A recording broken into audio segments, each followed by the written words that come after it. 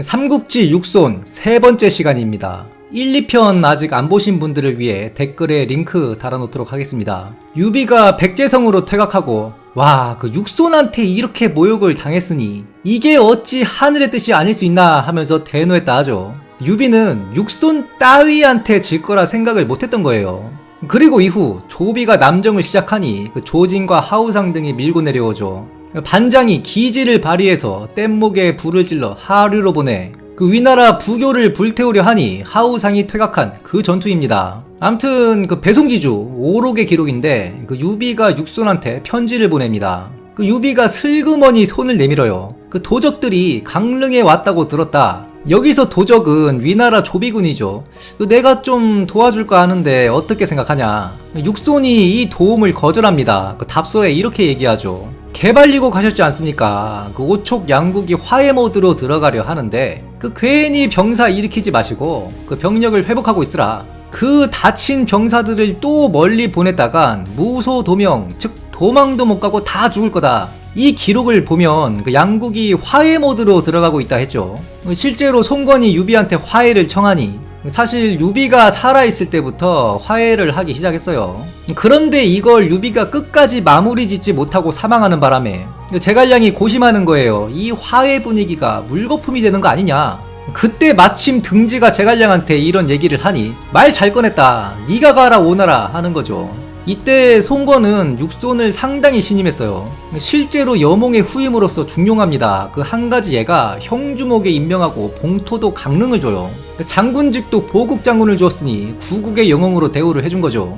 게다가 제갈량과 그 외교 알아서 하라고 각 건인, 그 손건의 인수를 새겨서 육손한테 줬다 되어 있습니다. 이건 형주의 그 초기 통치를 육손한테 맡긴 겁니다.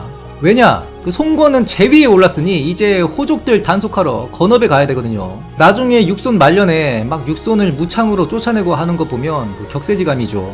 여기서 육손이 한 가지 이쁜 짓을 하는데 당시 기근이 드니 장수들 사병 갖고 있는 거 그거 농사짓게 합시다. 일종의 둔전책이죠. 송건이 하우하우를 외치며 나도 소 8마리로 농사를 직접 짓겠다. 또 장수들이 육손 말 안 들을까봐 내 밑으로 다 농사 지어라 한 거예요. 그러면서 육손이 뭘 했냐면 징수를 줄이고 징발을 금지했다. 병사를 징발하면 그만큼 납세 의무자가 줄어들게 됩니다. 군대는 철저한 소비 집단이에요. 얘들을 둔전 돌린다 해도 결국엔 먹여 살려야 합니다. 기근이 들었으니 민가의 장정들을 농사짓게 해서 세수를 마련하는 게 맞다는 거죠. 그리고 위나라에서 조예가 사마이한테 묻죠. 촉을 먼저 칠까 오를 먼저 칠까. 사마이가 오를 먼저 칩시다. 그래서 대오병권을 가지고 있던 조효가 오나라를 정벌하러 떠나는데 송건은 이때에도 육손한테 강호를 주고 대도독으로서 일을 맡게 합니다. 주방이 조유한테 무려 7번의 연애 편지를 보내죠.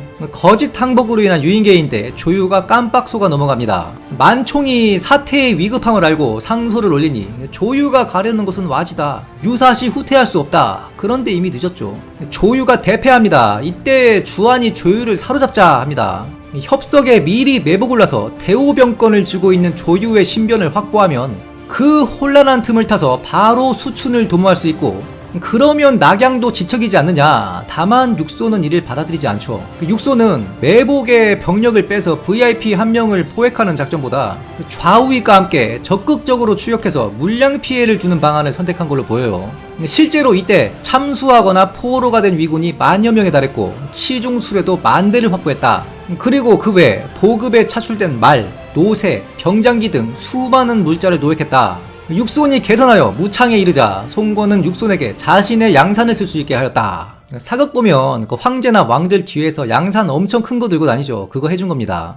이른바 그 석정 전투의 대승에 대한 보답이죠. 이 석정 전투로 인해서 조유는 화병으로 얼마 안가 병사하고 그 위나라는 너무 많은 물자와 병력을 잃어 한동안 남침을 하지 못하게 되니 방어 위주의 전략밖에 취하지 못하게 됩니다. 그래서 송건이 그 다음 해 무창에서 바로 제위에 오르는 거예요. 참고로 위나라 대오병권은 만총이 이어받게 되는데 이 만총이 오나라에게는 악몽으로 작용하게 되죠. 아무튼 229년 석정 전투의 승리에 힘입어 송건은 제위에 오르게 됩니다. 제위에 오르면 가장 먼저 하는 게 백관들을 임명하는 것이죠. 육손을 상대장군 및 우도호에 임명합니다. 이 상대장군이 오나라에만 있는데 상장군 플러스 대장군으로 대장군보다 위입니다. 대장군이 3공급이니 그 대우와 녹질이 상공보다 위라 보면 돼요. 참고로 좌도 및 대장군에는 제갈근이 임명되죠. 그래서 나중에 제갈량 마지막 북벌 때 그 형주에서 육손과 제갈근이 작전을 같이 하는 것입니다. 송건이 무창에서 황제에 오르면서 바로 건업으로 천도를 하죠. 다만 형주는 자신의 직할지 그리고 돈주머니가 되어야 했기 때문에 태자, 손등과 상서대 그 주요 속관들을 무창에 남겨놓고 갔다. 물론 칼잡이도 하나 남겨놓고 가요. 그리고 육손한테 태자, 손등을 보좌하게 합니다. 그 송건이 다른 아들들도 육손에게 맡기고 가는데 그 육손의 스파르타식 교육이 시작되죠. 송건의 차남 손녀가 투암란을 만들었다. 여기 압이 오리압자예요. 즉 암란은 오리 울타리를 뜻합니다.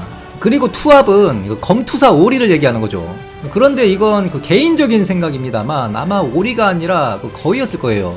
거위가 성격이 포악해서 더 적격이거든요. 후대 그 송나라 때도 거위 싸움이 유행했다는 기록이 있습니다. 중국에서 거위를 잡아다 집에서 기른 역사도 꽤 되거든요. 즉 이 울타리가 뭐하는 울타리냐, 그 싸움 붙이는 울타리예요. 오리들의 콜로세움이라 볼 수 있죠. 여기서 돈도 걸고 지는 오리 잡아먹기도 하는 그런 친목 도모의 장입니다. 중국이 귀뚜라미 같은 곤충부터 동물들 싸움 붙이는 문화가 있습니다. 우리나라도 소싸움, 투견장 이런 거 있죠. 황실의 둘째 황자인 손녀가 오리 콜로세움을 지어 놓으니까 육손이 그걸 보고 바로 한 소리 합니다. 회사 놀러 왔냐 이거죠. 그러니 손녀가 오리 콜로세움을 바로 부셔버렸다. 20살에 백주 대낮에 살해당한 손익의 아들 그 손송이 있습니다. 손익은 송건의 동생이죠. 그 손송이 이때 무창에 있었는데 농땡이를 부리니까 육손이 그 부하를 곤형에 처합니다. 그 읍참마속 때 진식이 받았다는 그 머리카락을 자르는 형벌이죠. 이걸 구경하던 사경이 와, 그 일단 먼저 조지고 봐야 된다. 이게 바로 유의의 공포정치 아닙니까? 하면서 육손을 추켜 세우는데 문제는 그 육손이 유의를 안 좋아했어요. 게다가 유의는 적국 위나라의 관료였습니다. 정이랑 친했다 되어 있죠. 그 사경이 말한 바는 유의의 선형 후레인데 아마 지금은 전해지지 않는 유의의 저서 그 정론에 나오는 말일 겁니다. 일단 무력으로 백성들을 진압하고 그 뒤에 덕을 내세우면 된다. 그와 동시에 법치를 강조했습니다. 그렇다고 유의가 전쟁광이었냐? 아닙니다. 조조가 장안에서 출병할 때에도 내치를 우선하라 하면서 전쟁을 말려요. 물론 조조가 그 말을 듣지 않습니다. 다만 육손은 형벌을 항상 완화하려는 입장이었죠. 그래서 손송의 부하도 곤형으로 끝난 겁니다. 당연히 육손이 버럭합니다. 야, 그런 궤변론자의 말을 따르고자 내가 그리 한 게 아니다. 역시 바로 육손이 상소를 올립니다. 그 형벌을 좀 낮추고 용서를 통치 기반으로 하자. 통일을 위한 인재들이 부족하니 그 사소한 허물은 용서하고 계속 씁시다. 이런 상소예요. 다만 이건 송건이 바라는 바와 전혀 다른 방향이죠. 송건은 법을 촘촘하게 짜서 하나만 걸려라. 대성 호족들을 조져야 되는 시점에 가까워지거든요. 그리고 이때 송건은 황제 노름하기 바빴습니다. 그 형주라는 든든한 배우지가 생겼으니 건업으로 와서 호족들을 통제할 차례였죠. 황제의 권위를 보여야 되는 거예요. 이주와 단주, 주해 등 주변 섬에 원정군을 보내 점령하는 바를 육손과 논의했다. 여기서 이주는 대만, 단주는 일본, 주해는 하이난입니다. 뭐 긍정적으로 보자면 송건의 남방 개발의 의지라고 볼 수 있지만 그 뒤에 이어지는 공손년이나 고구려 헛발질과 연계하면 그냥 황제 노름이었다. 황제 입장에서 변방을 개척해서 제후국을 두는 게 하나의 권력 관리 수단이었기 때문에 이런 행위를 물리적인 손익으로만 치부할 수는 없겠지만 일단 육손이 반대하죠. 가성비 안 나옵니다. 송건이 말 안 듣고 원정군을 보내서 이주 사람들을 잡아오긴 해요. 그런데 역시 육손의 말대로 손익분기를 못 넘깁니다. 원정도 하나의 사업인데 자본 포로들의 향후 생산력 대비 잃은 병사와 물자의 가치가 더 많았다는 뜻이죠. 실패한 사업이었다. 송건이 계속 똥볼을 차는데 공손년이 친한 척 좀 했다고 장소의 반대를 무릅쓰고 대규모 사신단을 공손년한테 보내버리죠. 이거 제가 공손년 편에서 했습니다. 비밀리에 사람을 보냈어야죠. 나중에 우리가 북진할 때 협력하면 유주 떼줄게 뭐 이런 수완이 필요했는데 대규모 사신단을 보내니 바로 조회귀에 들어가고 공손년이 당황해서 오나라 사신단을 공격해버려요. 송건이 이때 공손년한테 구속도 주고 하려 했거든요. 대누에서 바로 쳐들어가려 합니다. 이에 육손이 말렸다. 빈집당합니다 하니까 송건이 포기했다. 그리고 제갈량의 마지막 국벌, 바로 융중대에 가장 필적한 5차 국벌입니다. 한중에서 제갈량이 올라가는 동시에 형주에서는 우도 육손, 좌도 제갈근이 올라가고, 강동에서는 송건이 직접 친정해서 올라가는 삼방향 다구리, 형주에서의 작전권만 제외하면 거의 융중대의 완성이라 볼 수 있죠. 그런데 하필 당시 위나라 황제가 조예였어요. 이 제갈량의 5차 국벌도 사실상 조예의 지위로 막힌 겁니다. 당시 회남 지역에 병사가 많이 없었습니다. 조유가 살림 털어먹은 그 여파가 상당히 오래간 거예요. 더욱이 당시 하필 휴가 중인 군관들과 병사들이 많았다. 군바리들한테 청천벽력과도 같은 건데 만총이 바로 휴가 제한을 걸어버리죠. 저도 현역에 있을 때 28사단 총기사고 여파로 전군 휴가 제한을 겪어봤습니다. 그것 플러스 무슨 상향식 일일 결산 해가지고 소원수리 타임, 이 뭐 괴롭히는 사람 있냐, 원한 있는 사람 있냐 조사하는 상당히 골치 아픈 시간이었죠. 조예가 이 대오전선에 채택한 계책은 일단 휴가자들이 복귀할 때까지 시간을 끌어야 된다. 당장 8촌을 보내서 시간을 끌게 해줍니다. 이때 만총이 또 계책을 내는데 신성신도시에서 정병을 자출한 다음에 수춘으로 유인을 하자 조예가 이걸 불허합니다. 야, 그 병사도 적은데 그냥 가만히 있어라. 내가 친정하면 송건은 도망가게 돼 있다. 그리고 실제로 조예가 친정을 해요. 그 만총이 이에 응해서 송건의 조카 손태를 사살했다. 그 송건이 바로 내빼버립니다. 그 손재리가 돼버린 송건이죠. 이 조예의 친정은 제갈량의 계산 밖에 있었던 걸로 보입니다. 이 송건 태각 소식을 듣고 제갈량이 둔전 버티기로 전환한 후 극심한 스트레스로 얼마안가 죽어버려요. 암튼 송건이 도망가버렸으니 신하들이 이제 사마이를 지원하러 가시죠. 이에 조예가 말합니다. 야, 송건이 태각했으니 제갈량도 깜짝 놀랐을 거다. 사마이 혼자 충분하니까 그냥 냅둬도 된다. 이미 조예가 제갈량과 송건이 짜놓은 판을 다 읽고 있었다는 얘기입니다. 한편 발등에 불 떨어진 전선이 하나 더 있었는데 형주예요. 제갈근이 송건 태각 소식을 듣고 안절부절합니다. 이에 육손한테 편지를 써서 손 따고 집에 갔단다. 우리도 빨리 튀읍시다. 그런데 육손이 천하태평인 거죠. 군대에 채소를 심고 바둑을 두게 하였다. 제갈근이 이걸 듣고 뭔가 계책이 있을 것 같은데 궁금해서 직접 찾아가죠. 그러니까 육손이 계책을 얘기해줍니다. 지금 퇴각하면 100% 추격당한다. 퇴각할 생각이 없는 것처럼 행동해야 된다, 이 말이에요. 그래서 제갈근도 그 절도를 따릅니다. 똑같이 평온한 상태를 유지하게 하였다. 그리고 갑자기 육손이 병력을 양양성으로 진군시키는 척을 합니다. 이에 적들이 어이쿠나 하면서 군영을 버리고 성 안으로 들어갔다. 그리고 육손이 빈손으로 집에 안 가요. 적들이 성에 들어갔으니 강하 인근 현을 약탈합니다. 시장통을 흡습해서 이 사람들이 너도 나도 성 안으로 도망가려고 난리가 나죠. 그래서 위군이 성문을 닫을 수 없으니까 이 백성들을 다 죽여버립니다. 그 틈을 타서 육손의 부장들이 전과를 올리고 노획을 해서 가는 거죠. 민간인들을 작전에 이용한 이 부분에 대해서 배송지가 신랄하게 깠어요. 그 육손이 여유로웠던 것은 수군으로 수로를 확보하고 있어 퇴각에 문제가 없었기 때문이다. 왜 곱게 안 가고 양민들을 죽게 했냐. 제갈량이 위수에서 용병한 거랑 확연히 다르지 않느냐. 제갈량이랑 비교질까지 하면서 용병의 법도를 어긴 놈이다. 그러니까 손자 때 가문이 망하지 해놨죠. 육손의 손자 유광과 육경은 나라를 지키다가 서진의 침공 때 사망합니다. 배송지는 육손의 가문을 얘기하는 거겠죠. 육손이 육손대회나 육시 가문의 가문주 행세를 했지. 사실 원래 가문주는 육적이었죠. 물론 거슬러 올라가면 육손이 더 장손에 가깝긴 해요. 그 육손의 부친이 일찍 사망하는 바람에 육손이 가문주 행세를 못하게 된 거긴 한데, 암튼 배송지는 동진 사람이니까 그때 육시가 주춤했으니 몰랐겠지만 육시는 그 이후로 부활해서 계속 잘 나갑니다. 남북조를 지나 수당, 심지어 명청시대에도 육시가 번성해요. 그 명나라 때에도 육시가 남망대성이라 되어 있습니다. 제가 찾아보니까 지금도 중국의 육시가 상당히 번성한 성씨 중 하나더라고요. 다만 이 배송지의 평대로 민간인을 작전에 이용한 건 맞는데 그 후속 조치는 또 잘했다 되어 있어요. 그 사로잡은 백성들은 또 잘 돌봐줬다. 처자식이 죽은 자는 보상을 해주는 등 잘해주니 인근에서 투항하는 자들이 많았다. 위나라 강하태수 녹식이 자꾸 오나라 변방을 약탈해댔다. 그런데 이 녹식이 문병의 아들 문휴와 사이가 안 좋았다. 육손이 삐라를 뿌립니다. 녹식한테 쓰는 편지를 흘린 건데 내용이 너 문휴랑 사이 안 좋다며 우리 쪽으로 올래? 날짜만 정해라. 그 녹식 입장에서는 내통을 의심받게 되는 거죠.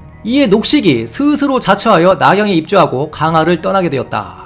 배송지가 이 부분 역시 신랄하게 까놨습니다. 녹식을 치워봤자 뒤에 오는 놈도 똑같이 그럴 건데 뭐 이런 사소한 속임수를 대단한 계략인 양 써놨냐. 용납되지 않는다 이렇게 해놨어요. 그리고 당시 3년상 때문에 관리들이 관직을 벌이는 게 하나의 풍토였죠. 주유가 왜 노숙의 모친을 오곤으로 빼돌렸느냐. 다른데 못 가게 하려 한 거예요. 위나라 조유 같은 경우에도 그 중임을 맡고 있을 때 모친상을 당하죠. 그 조비가 상복을 빼앗고 고기를 억지로 먹입니다. 조유가 제발 모친을 고향에 모실 수 있게 해달라. 이걸 겨우 허락받고 고향에 모친을 묻은 다음날 바로 업무복귀해요. 사실 이건 유교 사상에서는 엄청난 불효죠. 진수가 3년상 중에 몸이 아파 약을 지어 먹은 걸 들켜서 저런 불효막심한 놈이 있나. 그 초주의 제자라는 놈이 욕듣고 이것 때문에 벼슬길이 한동안 막힙니다. 반대로 복상을 해서 출세한 원소 같은 경우도 있죠. 그래서 공룡이 부자간의 정은 욕정의 결과물일 뿐이다. 뭐 이런 막말을 한 것도 처형당한 이유 중 하나였는데 공자의 후손인 공룡이 한 이 말은 당시 3년상 이런 걸 출세나 위신의 수단으로 사용하는 걸 풍자한 거라 봐야죠. 그러니 오나라에서도 이런 풍토를 뿌리 뽑으려 합니다. 앞으로 3년상 이런 것 때문에 위수지역을 이탈하면 사형. 근데 당시 오나라 효자 맹종이 있었어요. 모친을 끔찍하게 생각했던 말 그대로 효자입니다. 중국 24쇼의 육적 회결과 같이 맹족 읍죽이 같이 꼽히죠. 한겨울에 맹종의 모친이 죽순이 먹고 싶구나. 그런데 겨울에 죽순이 없죠. 이걸 구하다 지쳐서 맹종이 울고 있으니까 하늘이 감동하여 죽순을 내려주었다 뭐 이런 얘기입니다. 그런데 맹종이 오현으로 발령이 나요. 보통 이때 가족도 같이 가는데 아마 모친이 병환 때문에 같이 못 간 것 같아요. 그 와중에 맹종의 모친이 사망해버립니다. 이 맹종이 모친상을 위해 직무를 이탈하고 나중에 자수하는데 육손이 맹종을 변호하죠. 살려줘야 된다.